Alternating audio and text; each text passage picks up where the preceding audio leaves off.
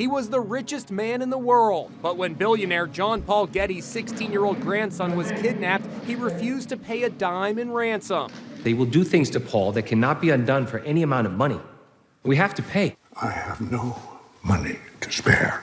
The real kidnapping in Italy in 1973 made headlines around the world. So we went to the Getty Villa, which is a museum. And evidently it's by this guy, John Paul Getty. And John Paul Getty evidently was a really rich guy. And like a lot of rich guys, he didn't pay any taxes, evidently.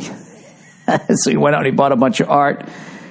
John Paul Getty, let's see, didn't pay taxes. Let's see if this comes up with anything. The reason why J. Paul Getty refused to pay the billionaire refused to pay kidnappers. Oh, that was kidnappers. The tragedy of the Gettys. Oh, now I feel bad. What happened? Severed ears. What happened? Safari can't open this page. Is this still an active case? The billionaire who refused to pay kidnappers to save his grandson's life. What? Oh, man, what a cold bastard. The upcoming film, All the Money in the World. When the fuck did this come out? Oh, it's a film. That doesn't mean anything. That means it was based on a true story, and then everything else is going to be bullshit, right? It's like that movie Hidden Figures. Well, they start like taking real people, and then they combine them together, and they take three people, and they combine them into one person. And then people start coming up to you and they start quoting movies like that, like they read a fucking history book. It's like, no, you went to the movies. You ate gummy bears and popcorn. That's not reading. Oh, please tell me they made a movie out of this. Twice. Amen. This is coming from someone who doesn't read. Oh, Kevin Spacey played fucking J. Paul Getty. The upcoming All the Money in the World has been garnering lots of buzz for the scandal around it. A month ago, the filmmakers oh, Jesus Christ. Not that scandal. I want to hear about the fucking kid's life.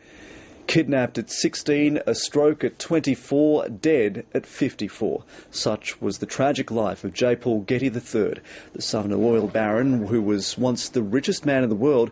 Getty came to prominence in 1973 when he was kidnapped by Italian gangsters.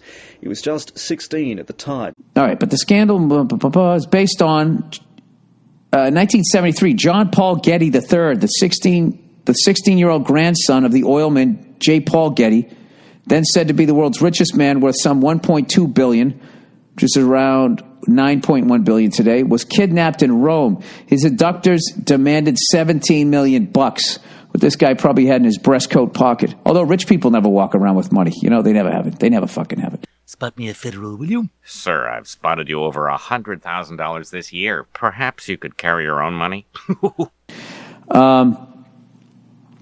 Which his family wouldn't pay, leading to his captors to cut off his right ear. Damn! The ordeal, coupled with terrible neglect, ruined the boy's life. At just 24, he ended up paralyzed as a result of a drug overdose. As it turns out, all the money in the world could not save him. Wow. I wonder what he was probably thinking. Well, if I pay this guy, I'm going to have to pay everybody.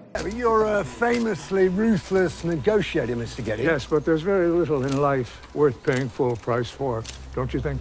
How much would you pay for your grandson, if not 17 million? Nothing. I'm not giving you 17 million. You realize how many Derricks that could buy? Yelling at his daughter, well, fuck your husband again without a condom and have another one. Christ, they're free.